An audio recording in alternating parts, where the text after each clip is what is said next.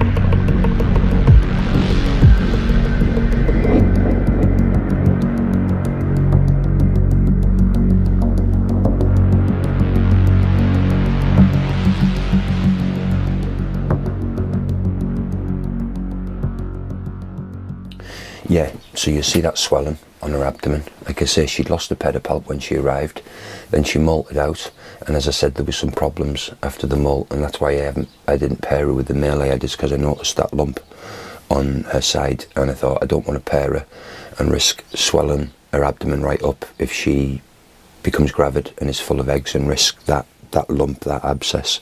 I didn't want to risk it bursting, so what I've done, I let the male go, and basically I'm keeping her on a diet right through to her next molt, in the hope that, you know, that she'll molt it out.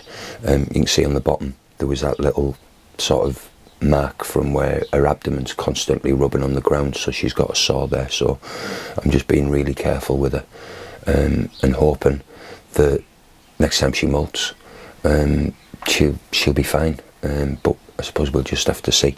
So anyway, on with this enclosure. Like I said, I'm just going to revamp it up a little bit. So I'll shut up and I'll see you in a bit. Cheers.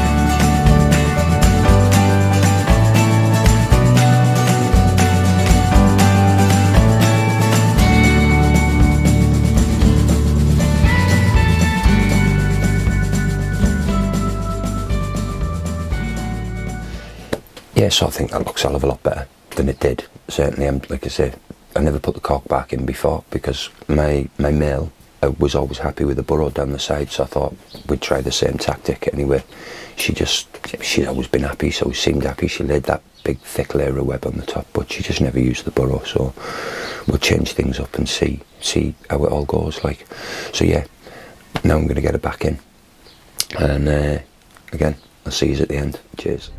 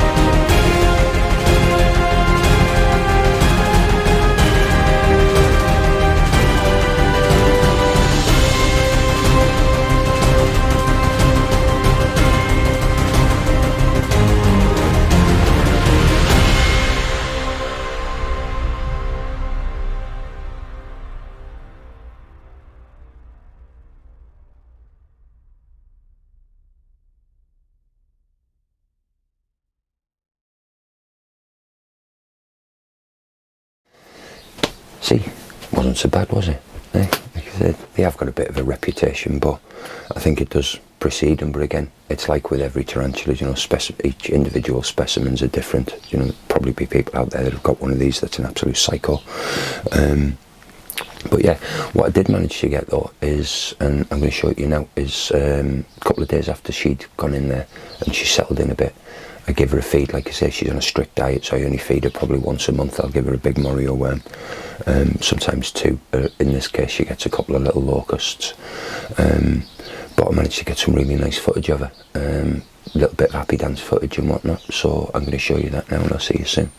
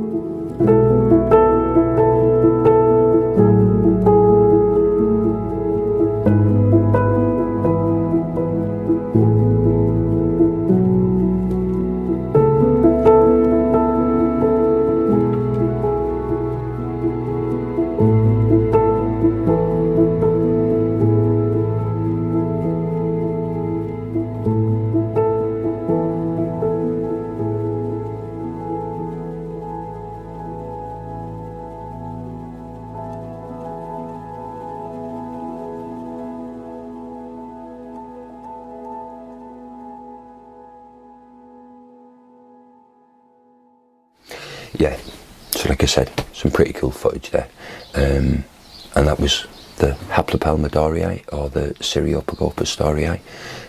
I hope you liked what you've seen. If you did, you know, everything's downstairs. If you want to do that whole subscribing and liking and sharing and everything that helps the channel grow a little bit, that would be awesome.